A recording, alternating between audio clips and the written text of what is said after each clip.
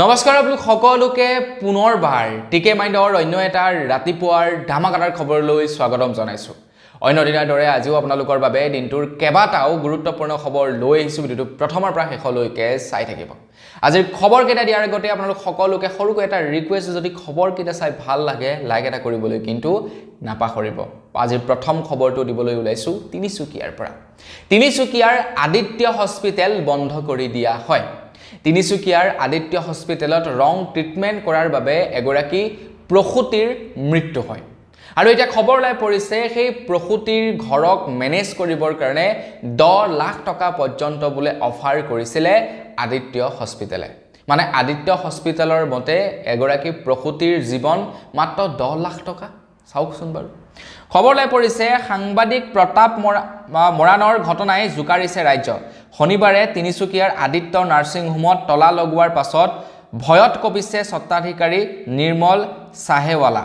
10 লাখ টকাত গোচৰৰ মীমাংসা কৰিবলৈ উঠি পৰি লাগিছে নাৰ্ছিং হোমখনৰ স্বত্বাধিকাৰী।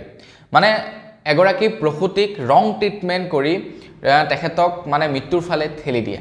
আৰু সেই গোচৰটো যেতিয়া নেকি তেখেতে তৰিলে প্ৰশাসনৰ ওচৰত, সেই গোচৰটো মীমাংসা কৰিবৰ কাৰণে আদিত্য নাৰ্ছিং হোমৰ স্বত্বাধিকাৰে 10 লাখ টকাৰ অফাৰ কৰিছে। কি ক'ব আপোনালোকে কমেণ্ট ছেকশ্যনত জনাব। সেই স্বত্বাধিকাৰীজনৰ বিষয়ে কি ক'ব আপোনালোকে কমেণ্ট ছেকশ্যনত জনাব।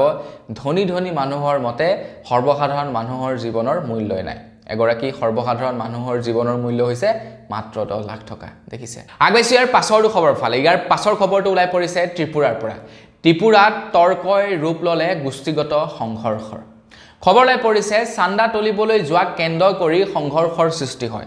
আৰু সংঘৰ্ষৰ পাছতেই এতিয়া এফালৰ পৰা মছজিদ, দোকান, বাসগৃহ চাৰখাৰ কৰি পেলাইছে। উত্তপ্ত হৈ পৰিছে ত্ৰিপুৰা, যাৰ বাবে 48 ঘণ্টা পৰ্যন্ত ইণ্টাৰনেট কৰ্তন কৰি দিয়া হৈছে।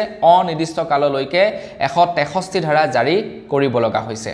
চান্দা বিচাৰি কৰিছিলে কিছু সংখ্যক লোকে।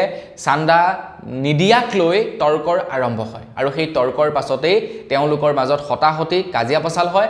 আৰু সেই কাজিয়াই ইমানেই ডাঙৰ ৰূপ লয়গে যে বৰ্তমান সময়ত মছজিদ, দোকান মানে ঘৰ দুৱাৰ জ্বলাই চাৰখাৰ কৰি দিছে দুয়োটা গোষ্ঠীৰ মাজতেই। আৰু এই ঘটনা সংঘটিত হৈছে ত্ৰিপুৰাত।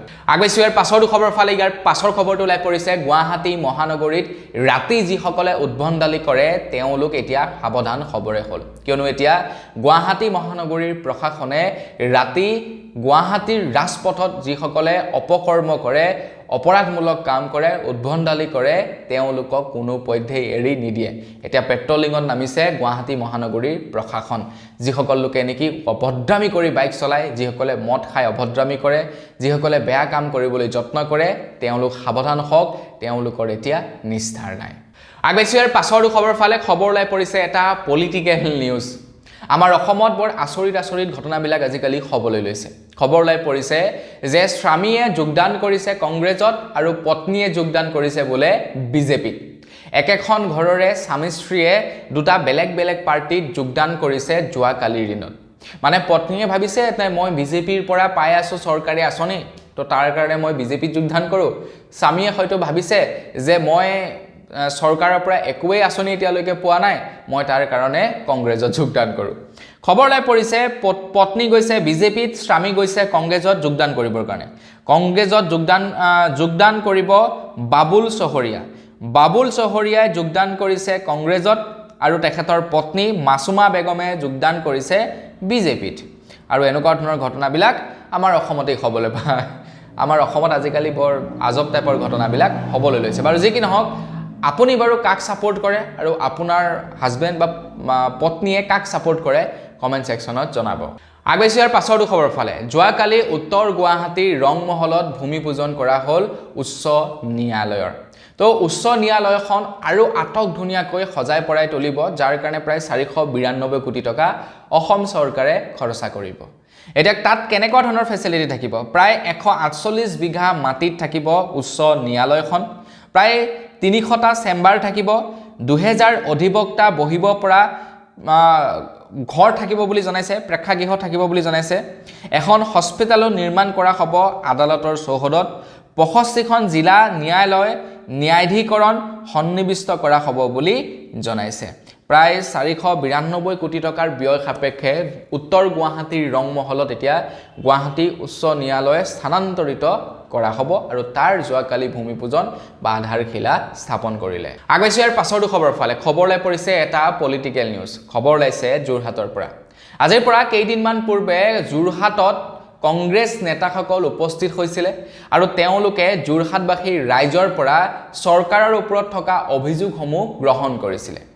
কংগ্ৰেছে প্ৰত্যেকজন মানুহৰ ওচৰে ওচৰে গৈছিলে আৰু ৰাইজে কি বিচাৰে চৰকাৰৰ পৰা সেই অভিযোগসমূহ তেওঁলোকে লৈছিলে আৰু তেওঁলোকে যোৰহাট প্ৰেছ ক্লাবত এখন প্ৰেছ মিটৰো আয়োজন কৰিছিলে। তো ৰাইজৰ পৰা যিবিলাক অভিযোগ লৈছিলে সেই অভিযোগসমূহ এটা বাক্সাত তেওঁলোকে ভৰাই সকলোৰ পৰা গ্ৰহণ কৰিছিলে। আৰু পবিত্ৰ মাঘেৰিটাই এটা অভিযোগ উত্থাপিত কৰিছিলে কংগ্ৰেছৰ ওপৰত যে কংগ্ৰেছে ৰাইজৰ পৰা যি অভিযোগ উঠাইছিলে সেই অভিযোগসমূহ যোৰহাট প্ৰেছ ক্লাবতে এৰি থৈ যায়। এই তথ্য দাঙি ধৰিছিলে পবিত্ৰ মাঘেৰিটাই। এতিয়া কংগ্ৰেছ পাৰ্টিৰ তৰফৰ পৰা ফটো শ্বেয়াৰ কৰি পবিত্ৰ মাঘেৰিটাক জনাইছে যে আপুনি যিটো ফেচবুক পোষ্ট শ্বেয়াৰ কৰিছে সেইটো সম্পূৰ্ণৰূপে মিছা। ইতিমধ্যে ৰাজীৱ ভৱনত ৰাইজৰ যিবিলাক অভিযোগ সেয়া আহি পৰিছে বুলি কংগ্ৰেছৰ তৰফৰ পৰা প্ৰত্যুত্তৰ দিছে পবিত্ৰ মাঘেৰিটাক। মানে পবিত্ৰ মাঘেৰিটাই কৈছিলে যে ৰাইজৰ যিখিনি অভিযোগ আছিলে সেই অভিযোগখিনি মানে কংগ্ৰেছে দেখুৱাবৰ কাৰণেহে ল'লে আৰু সেই অভিযোগখিনি প্ৰেছ ক্লাবতে পেলাই থৈ গুচি গ'ল।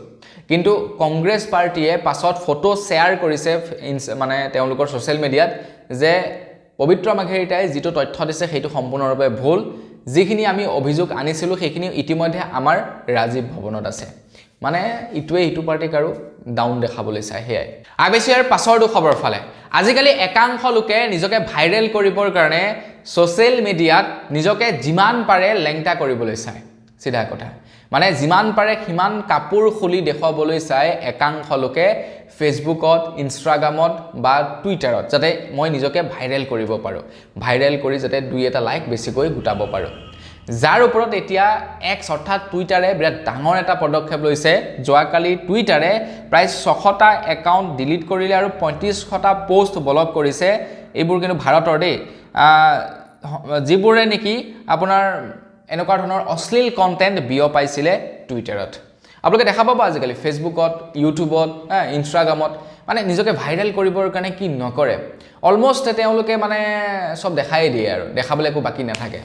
গতিকে কি পাব এইবিলাক কৰি? এনেকুৱা সস্ত্ৰীয়া জনপ্ৰিয়তা লৈ কি ঘটিত কৰিব কওকচোন বাৰু। আগৈছে ইয়াৰ পাছৰ খবৰ ফালে। যোৱাকালি কংগ্ৰেছত যোগদান কৰিলে ৰেজাউল কৰিম চৰকাৰ।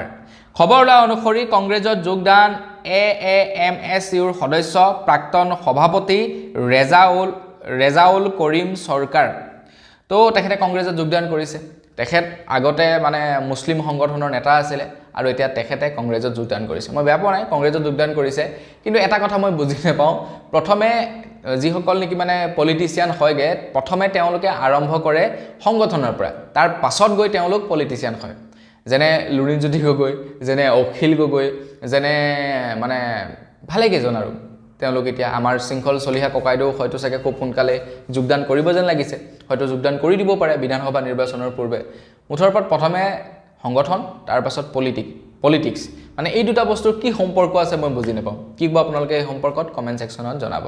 আগৈছে ইয়াৰ পাছৰ খবৰ ফালে। ইয়াৰ পাছৰ খবৰটো ওলাই পৰিছে চুতীয়াসকলৰ ওপৰত।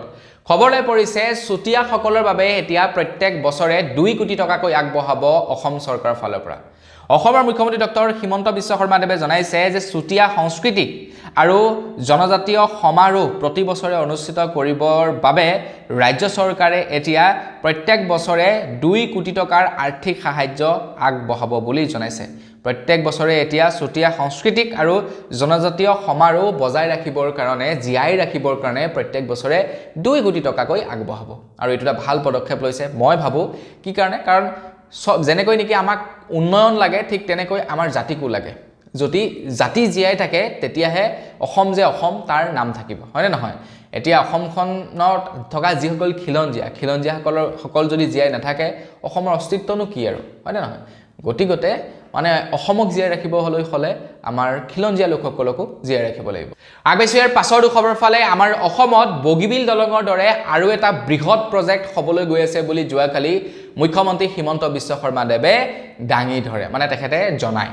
এটা কি হ'বলৈ গৈ আছে সেই সম্পৰ্কত কোৱা নাই কিন্তু তেখেতে কৈছে যে বগীবিল দলঙৰ নিচিনাকৈ আৰু এটা বৃহৎ প্ৰজেক্টৰ নাম ৰাখিব সতী সাধিনী সতী সাধিনী নামেৰে এটা বগীবিল দলঙৰ দৰে সৰ্ববৃহৎ প্ৰজেক্টৰ নাম ৰাখিব বুলি জনাইছে এটা কেনেকুৱা ধৰণৰ কি প্ৰজেক্ট হ'ব নাজানো আৰু কিন্তু ভাল এটা প্ৰজেক্ট হ'বলৈ গৈ আছে আমাৰ অসমত এই সুৰংগটোৰ নামো হয়তো সতী সাধিনী ৰাখিব পাৰে মানে যেটো নেকি আপোনাৰ আন্ডাৰগ্ৰাউণ্ড টাৰ্মিনেল বনোৱাৰ কথা কৈছে তো তাৰ নামো হয়তো সতী সাধিনী ৰাখিব পাৰে আগাইছো ইয়াৰ পাছৰটো খবৰ ফালে খবৰ লাই পৰিছে ৰেজাউল কৰিমৰ ওপৰত যোৱাকালি ৰেজাউল কৰিমে কংগ্ৰেছত যোগদান কৰিলে কংগ্ৰেছত যোগদান কৰাৰ পাছতেই তেখেতে পলিটিক্যাল ভাষণ দিয়া আৰম্ভ কৰি দিলে কংগ্ৰেছত যোগদান কৰাৰ পাছতেই তেখেতে কয় যে শিৱসাগৰখনক ধুবুৰী বনাব লাগিব তিনিচুকীয়াক ধুবুৰী বনাব লাগিব আৰু ধুবুৰীক তিনিচুকীয়া বা ধুবুৰীক শিৱসাগৰ বনাব লাগিব তো এই মানে ভাষণ দিয়াৰ পাছতেই এতিয়া ৰেজাউল কৰিমৰ বিৰুদ্ধে হৰব হৈ পৰিছে বিভিন্ন ধৰণৰ দল সংগঠনসমূহ যেনে শৃংখল চলিহাকে ধৰি বিভিন্নজন লোক এতিয়া বিৰাটেই মানে উদ্দাত হৈ আছে ৰেজাউল কৰিমক ক্ষমা খুজিবলৈ কৈছে তাৰ লগতে কংগ্ৰেছ পাৰ্টিক ৰাজহুৱাকৈ ক্ষমা খুজিবলৈ কৈছে বীৰ শৃংখল চলিহাই কৈছে যে উজনি অসম ৰেজাউল কৰিমৰ পৈতৃক সম্পত্তি নহয় এজন বংগমূলীয়ৰ কথা শুনিবলৈ অসমবাসী ৰৈ থকা নাই ৰেজাউলৰ এই মন্তব্য অসমত কোনো পধ্যেই নচলিব কংগ্ৰেছে শীঘ্ৰেই ক্ষমা খোজক ৰেজাউলৰ উদ্দত মন্তব্যক লৈ গৰজিল শৃংখল চলিহা মানে ৰেজাউলে যি কৈছিলে মানে শিৱসাগৰক ধুবুৰী বনাব ধুবুৰীক শিৱসাগৰ বনাব তিনিচুকীয়া শিৱসাগৰ বনাব তো এই ভাষণটো মানে একাংশ লোকে ভাল পোৱা নাই আৰু তাৰ বিৰোধিতা কৰিছে আৰু তেখেতক ক্ষমা খুজিবৰ কাৰণে এতিয়া আহ্বান জনাইছে আগাইছো ইয়াৰ পাছৰটো খবৰ ফালে এটা বিৰাটেই ভাল খবৰ লাই পৰিছে আমাৰ অসমৰ যিসকলৰ কেঁচা ঘৰ আছে তেওঁলোকৰ বাবে যিসকলে চৰকাৰী ঘৰ এতিয়ালৈকে পোৱা নাই তেওঁলোকৰ কাৰণে ভাল খবৰ ওলাইছে অসমৰ মুখ্যমন্ত্ৰী ডক্টৰ হিমন্ত বিশ্ব শৰ্মাদেৱে ঘোষণা কৰিছে যে যিসকল লোকে চৰকাৰী ঘৰ নাই পোৱা বা যিসকল লোক কেঁচা ঘৰতে সোমাই আছে তেওঁলোকক এতিয়া চৰকাৰী ঘৰ প্ৰদান কৰিব সেই সম্পৰ্কে জানে আপোনালোকে যিসকল লোকে জিঅ'টেক কৰিছিলে জিঅ'টেক কৰা প্ৰায় 30 লাখ লোকক চৰকাৰী ঘৰ প্ৰদান কৰিব বুলি জনাইছে অসম চৰকাৰৰ ফালৰ পৰা শীঘ্ৰেই চৰকাৰী ঘৰসমূহ মুকলি কৰিব প্ৰায় 30 লাখ লোকে যিসকলে জিঅ'টেক কৰি ৰাখিছিলে প্ৰায় 30 লাখ লোকে জিঅ'টেক কৰিছে মানে তাতকৈ বেছি কৰিছিলে প্ৰায় 30 লাখ লোকে চৰকাৰী ঘৰ পাই যাব মানে কেঁচা ঘৰ আৰু অসমত নাথাকিব আগৈছো ইয়াৰ পাছৰটো খবৰ ফালে যোৱাকালি কাছাৰ ডিষ্ট্ৰিক্টত আহি পৰেহি বাংলাদেশৰ পৰা এটা বেলুন এতিয়া বেলুনটো এক্সেক্টলি বাংলাদেশৰ পৰা আহিছে নে ক'ৰ পৰা আহিছে সেই সম্পৰ্কে মানে থিৰাং কৰিবৰ বাবে অসুবিধা হৈছে কিন্তু বেলুনটোত বাংলাদেশৰ কিছু নেতা বা বাংলাদেশৰ কিছু তথ্য লিখা আছিলে আৰু সেই বেলুনটো আহি কাছাৰৰ বৰখলাৰ মাছিমপুৰ সুবেদাৰ বস্তিত আহি পৰেহে বুলি খবৰ ওলাই পৰিছে এটা বেলুন আকাশ মাৰ্গৰ পৰা আহি অসমত পৰে বা কাছাৰ ডিষ্ট্ৰিক্টত পৰে আৰু তাৰ পাছতেই ঘটনাস্থলীত উপস্থিত হয় অসম আৰক্ষী আৰু অসম আৰক্ষী উপস্থিত হৈ গোটেই বেলুনটো তন্ন গৈ চাই বেলুনটোৰ ভিতৰত তেনেকুৱা ধৰণৰ একো বস্তুৱে নাছিল কিন্তু বেলুনটো আহিলে ক'ৰ পৰা বাংলাদেশৰ পৰা নে ইয়াৰে কোনোবাই উৰালে এতিয়ালৈকে সেইটো গম পোৱা নাই কিন্তু বৰ্তমান বাংলাদেশৰ পৰাই আহিছে বুলি মানে অনুমান কৰা গৈছে কাৰণ তাতে বাংলাদেশৰ নেতা বাংলাদেশী কিছু কথা তাতে উল্লেখ আছিলে আগৈছো ইয়াৰ পাছৰটো খবৰ ফালে উচ্ছেদিতসকলৰ নাম এতিয়া কৰ্তন যাব ভোটাৰ তালিকাৰ পৰা সেই সম্পৰ্কেতো আপোনালোকে জানে এটা খবৰ লাই পৰিছে প্ৰায় 4,78,992 জন লোকৰ নাম ভোটাৰ তালিকাৰ পৰা কৰ্তন যাব বুলি জনাইছে আৰু আপোনাৰ নামো যদি কৰ্তন গৈছে ভোটাৰ তালিকাৰ পৰা তেন্তে আপোনালোকে 1950 নতুবা অনলাইন পোৰ্টেলৰ জৰিয়তে নতুবা বিএলৰ লগত যোগাযোগ কৰিবলৈ আহ্বান জনাইছে অসম চৰকাৰৰ ফালৰ পৰা এতিয়া যিসকলৰ এনেই নৰ্মেলি ভোটাৰ তালিকাৰ পৰা নাম কৰ্তন গৈছে তেওঁলোকৰ বৰ বিশেষ অসুবিধা নাই তেওঁলোকে দুই এটা ডকুমেণ্ট দিলেই পাই যাব কিন্তু যিসকল উচ্ছেদিত তেওঁলোকে কিন্তু নাম ভোটাৰ তালিকাত সন্নিৱিষ্ট কৰিবৰ কাৰণে অকণমান সমস্যাত পৰিব তো আপোনালোকক যদি উচ্ছেদ কৰিছে তেওঁলোকে এতিয়া চেক কৰক আপোনালোকৰ নাম ভোটাৰ তালিকাত আছে নে নাই আগৈছো ইয়াৰ পাছৰটো খবৰ ফালে বহুতো মানুহে চৰকাৰী ঘৰ লাভ কৰিবৰ কাৰণে জিঅ'টেক কৰিছিলে কিন্তু আমাৰ অসমৰ কিছুমান এনেকুৱা মানুহ আছে যিবিলাক মানুহ প্ৰকৃততে ধনী কিন্তু দুখীয়াৰ মূৰত মাৰি খাবলৈ তেওঁলোকে চায় আৰু তাৰ বাবে তেওঁলোকে ভুৱাকৈ জিঅ'টেক কৰি আপোনাৰ হাঁহৰ গড়াল গাহৰিৰ গড়াল লেট্ৰিন বেলেগৰ ঘৰৰ সন্মুখত ফটো মাৰি জিঅ'টেক কৰিছিল আৰু তেওঁলোক এতিয়া বিপদত পৰিব বুলি জনাইছে তেওঁলোকেতো কোনো পধ্যে ঘৰ নাপায় সেইটো পাছৰ কথা কিন্তু তেওঁলোক সমস্যাত পৰিব আৰু তাতকৈ সমস্যাত পৰিব প্ৰত্যেক পঞ্চায়তৰ সভাপতি সভাপতিয়ে যদি কিবা কাৰণত তেওঁলোকক ঘৰ চেংচন কৰি দিয়ে সভাপতিৰ ওপৰত এতিয়া আহি যাব মানে সমস্যা গতিকে সভাপতিয়ে এতিয়া কনফাৰ্ম কৰিবগে লাগিব যে কোনজন প্ৰকৃত ঘৰ পাব লগা মানুহ কোনজন প্ৰকৃত ঘৰ পাব লগা মানুহ নহয় তাৰ পাছতহে এতিয়া চৰকাৰী ঘৰ লাভ কৰিব যাৰ কাৰণে কাৰ বিপদ হৈছে জানেনে এই দুখীয়া মানুহবিলাকৰ চাওকচোন আপোনালোকে যদি ধনী মানুহবিলাকে জিঅ' টেক নকৰিলেহেঁতেন দুখীয়া মানুহবিলাকে ইতিমধ্যে ঘৰ পাই কমপ্লিট হ'লহেঁতেন কিন্তু ধনী মানুহবিলাকে জিঅ' টেক কৰি দিয়াৰ কাৰণে দুখীয়া মানুহবিলাকৰো ঘৰ ৰখি আছে আগবাইছে একেবাৰে শেষৰটো খবৰ ফালে একেবাৰে শেষৰ খবৰটো ওলাইছে ভোটাৰ তালিকাৰ ওপৰতে যিসকল লোকৰ নাম নেকি ভোটাৰ তালিকাৰ পৰা কৰ্তন গৈছে তেওঁলোকে 22 জানুৱাৰীলৈকে আবেদন কৰিব পাৰিব বুলি জনাইছে আপোনাৰ নামো যদি ভোটাৰ তালিকাৰ পৰা ইতিমধ্যে কৰ্তন গৈছে তো আপুনি আপোনাৰ নামটো পুনৰ ভোটাৰ তালিকাত সন্নিবিষ্ট কৰিবৰ কাৰণে 22 জানুৱাৰীলৈকে সময় পাব আৰু 22 জানুৱাৰীৰ ভিতৰত আপোনালোকে আবেদন কৰিব লাগিব কেনেকৈ আবেদন কৰিব আপোনালোকে ভোটাৰ হেল্পলাইন পৰ্টেলত যাব পাৰে নতুবা বিএলঅ'ৰ ওচৰত যোগাযোগ কৰিব পাৰে নতুবা আপোনালোকে 1950 কলো আপোনালোকক এই নাম্বাৰটো সেই নাম্বাৰটোত যোগাযোগ কৰিব পাৰে আৰু তাৰ পাছত ভোটাৰ তালিকাত নাম আপোনালোকে ভৰাব পাৰে গতিকে নামটো এতিয়া গৈ চেক কৰক তো বন্ধুসকল বস আজি ভিডিও জনাবলগীয়া খবৰ ইমানেই আছিল খবৰ কেইটা জানি কেনে পালে জনাব পুনৰ এটা ভিডিও লগ পোৱাৰ খাতিলে ভিডিও মাগিছো ধন্যবাদ জয়